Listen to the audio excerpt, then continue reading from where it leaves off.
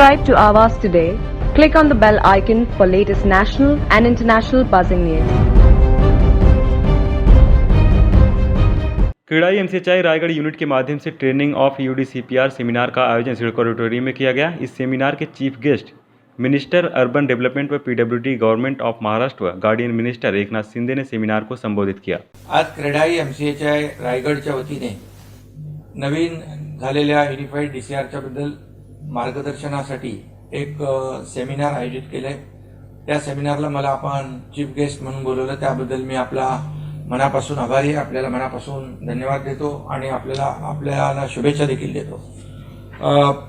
या सेमिनारला CREDAI एमसीएचआय Navi Mumbai, Maharashtrian builder association, Naina builder association, Navi Mumbai builders and developers association, architect association Navi Mumbai या सर्वांनीच support केलेला आहे, पाठिंबा दिलेला आहे। त्यांना देखील मी मनापासून धन्यवाद देतो, त्यांचे मनापासून अभिनंदन करतो। या ठिकाणी क्रेडाई एमसीएचआय रायगडचे अध्यक्ष किरण बागड, त्याचबरोबर संस्थापकीय अध्यक्ष क्रेडाई एमसीएचआय रायगड राजेश प्रजापती, त्याचबरोबर मॅनेजिंग कमिटीचे मेंबर जयेश गांधी आणि त्याचबरोबर एमसीएचआय क्रेडाई रायगडचे सर्व पदाधिकारी या ठिकाणी उपस्थित आहेत। त्यांचेही मी मनापासून या ठिकाणी अभिनंदन करतो, त्यांनाही शुभेच्छा देतो।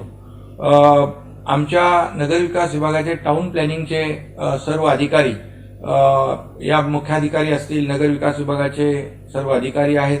यामध्ये प्रामुख्याने संजय मुखर्जी साहेब आहेत, अभिजित बांगर आहेत, सुधाकर देशमुख आहेत, सुधाकर नागनुरे आहेत, अविनाश पाटील आहेत, प्रकाश बुकटे आहेत आणि त्याचबरोबर आमची सगळी जी काही नगरविकासची टीम आहे, सिडकोची टीम आहे, नवी मुंबई महापालिकेची टीम आहे, यांचं सगळ्यांचंच मी मनापासून या ठिकाणी अभिनंदन करतो। राज्यभरामध्ये आपण मुख्यमंत्री उद्धव ठाकरे साहेबांच्या मार्गदर्शनाखाली महाविकास आघाडी सरकारने गेले अनेक वर्ष प्रलंबित असलेला युनिफाईड डीसीआरचा निर्णय एक ऐतिहासिक आणि क्रांतिकारक निर्णय आपण घेतलेला आहे। त्याबद्दल आपण सगळ्यांनीच आणि सर्व स्तरातून त्या युनिफाईड डीसीआरचं स्वागत झालेलं आहे। अनेक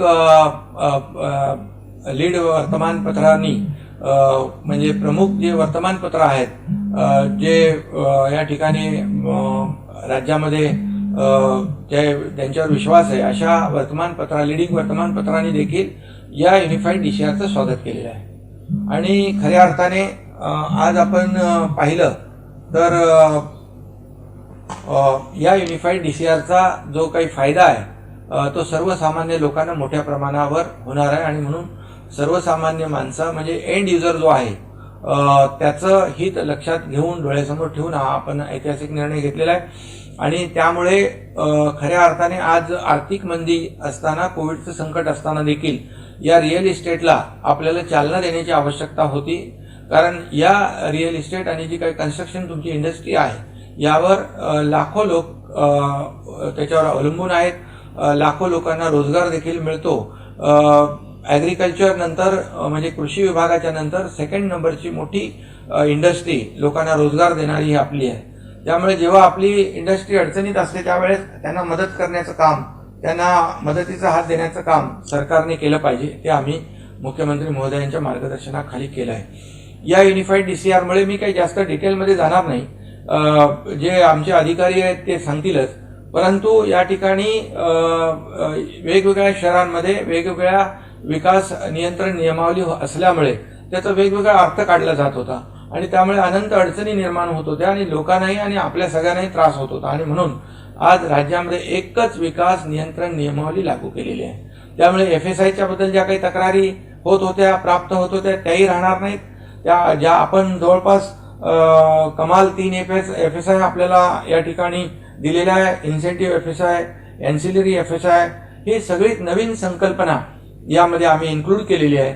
त्यामुळे यामध्ये सगळं काही जे आतापर्यंत अस्पष्ट होतं ती स्पष्टता त्यामध्ये आलेली आहे। त्यामुळे हाऊसिंग स्टॉक वाढेल, घरांच्या किमती नियंत्रणात राहतील, परवडणारी घरं लोकांना मिळतील आणि एमसीएचआय क्रेडाईला देखील माझी विनंती आहे की परवडणारी घरं देखील जी आहेत ती देखील आपण मोठ्या प्रमाणावर विकसित केली पाहिजे। इस कार्यक्रम में गेस्ट ऑफ ऑनर पनवेल महानगर पालिका के आयुक्त Sudhakar Deshmukh, CIDCO MD Sanjay Mukherjee, Maharashtra of government town planning director S Nangure व महाराष्ट्र गवर्नमेंट टाउन प्लानिंग के जॉइंट डायरेक्टर अविनाश पाटिल, सुनील मार्ले शामिल रहे। और इस सेमिनार में सिडको, नवी मुंबई महानगर पालिका, पनवेल महानगर पालिका और रायगढ़ के नगर पालिकाओं के ऊपर unified development control and promotion regulations पे चर्चा की गई।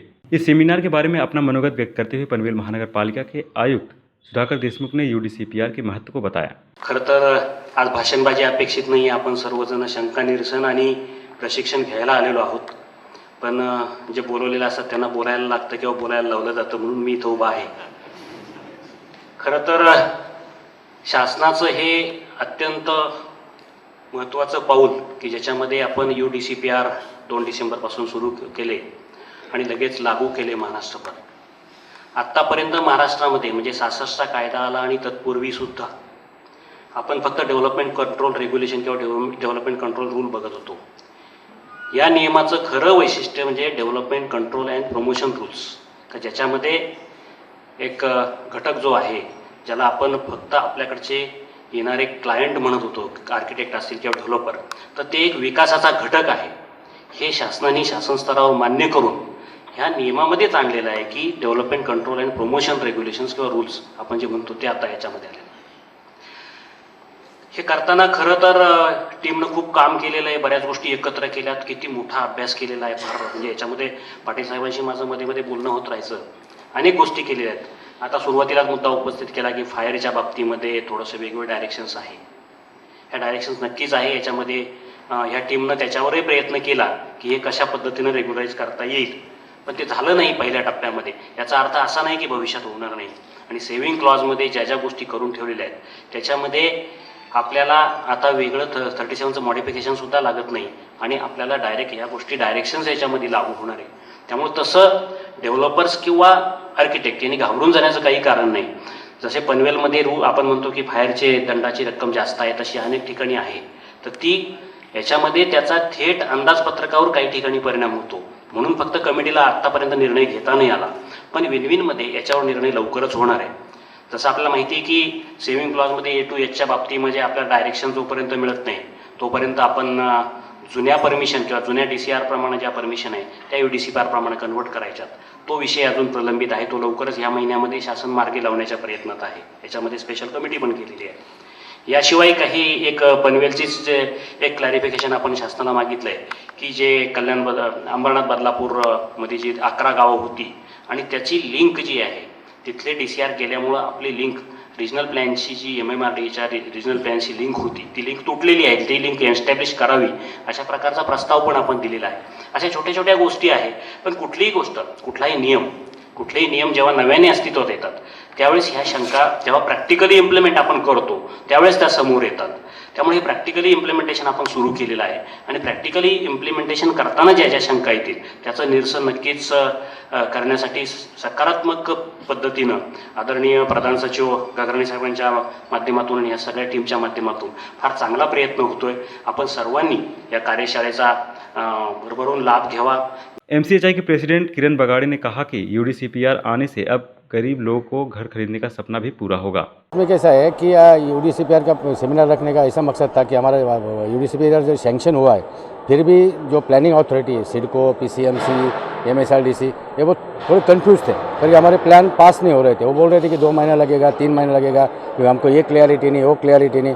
ये सेमिनार रखने से क्या उनको जो क्लैरिटी आ जाएगा तो बिल्डरों का प्लान पास जल्दी हो जाएगा। इसमें क्या होगा, ये जब आ गया इसमें इसकी वजह से जो डिपार्टमेंट्स है उनको भी रेवेन्यू मिलता है, बिल्डर लोगों को भी FSI काफ़ी बढ़ गया है तो बिल्डर लोगों को भी राहत मिला, और बिल्डरों को राहत मिला तो ऑटोमेटिक वो कन्वर्ट हो जाएगा कस्टमर के लिए।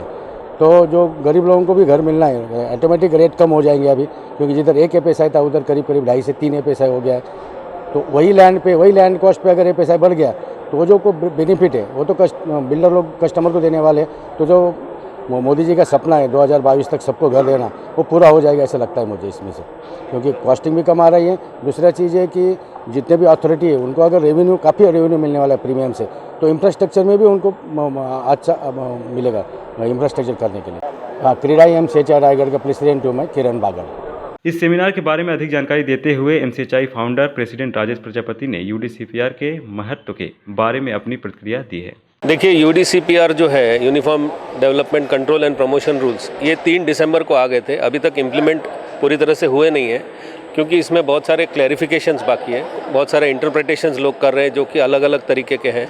इसलिए जो आज का सेमिनार है उसका सबसे बड़ा उद्देश्य ये है कि गवर्नमेंट ऑफिसर्स लोग को बुलाया है और उनसे ये समझने की कोशिश की है कि जो इंटरप्रिटेशन, इसमें गवर्नमेंट ऑफिसर्स भी आए हैं, पनवेल की जो प्लान अप्रूवल अथॉरिटी है, कपोली से है और अलग अलग जगहों से, उन सब का इसमें समावेश है और सब ने अपने अपने तरीके से उसको इंटरप्रेट किया है। तो ये फाइनल इंटरप्रिटेशन कैसा है, सही है या उसको उसमें कोई और तब्दीली है, ये सब चीज़ें जो हैं ये समझने के लिए ये फुल डे सेशन रखा है जिसमें आर्किटेक्ट्स भी हैं, डेवलपर्स भी हैं और अलग अलग तरह के जो इस फील्ड में काम करने वाले हैं, ताकि हमारा ये अगले 20 साल तक 25 साल तक यही डीसीपीआर चलेगा। तो शुरू में ही अगर कॉन्सेप्ट्स क्लियर हो जाए तो ये काम करने में आसानी होगी। तो ये उद्देश्य है आज का सेमिनार का।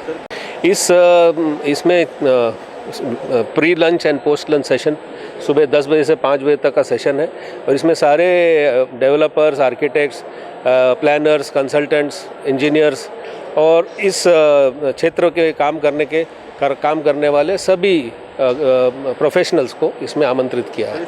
देखिए, हम डेवलपर्स को ये आह्वान करना चाहते हैं कि ये सेमिनार, इस यूनिफॉर्म डीसीआर का एक फाइनल इंटरप्रिटेशन होने के बाद अपने प्रोजेक्ट्स को के में ये इम्प्लीमेंटेशन करना और इस उद्देश्य से बिल्डिंगें बनाएं ताकि जो बिल्डिंगें बने वो बेहतरीन बने, अच्छी बने और आपका जो बिज़नेस है वो क्लीन, डिसेंट, ट्रांसपेरेंट और एथिकल वे से आप काम कर सकें।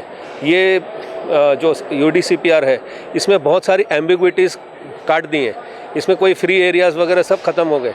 तो इसमें एप्पल टू एप्पल कंपैरिजन होगा, एक प्रोजेक्ट का दूसरे प्रोजेक्ट पे एक्चुअल कंपैरिजन हो सकेगा as far as carpet area is concern. तो जो प्रॉब्लम्स थे, जो कन्फ्यूजन वाला एरियाज था, वो सब दूर हुआ है। बिल्डर्स को अभी हर चीज़ के लिए फंजिबल एफएसआई खरीद के और वो बेचना होगा।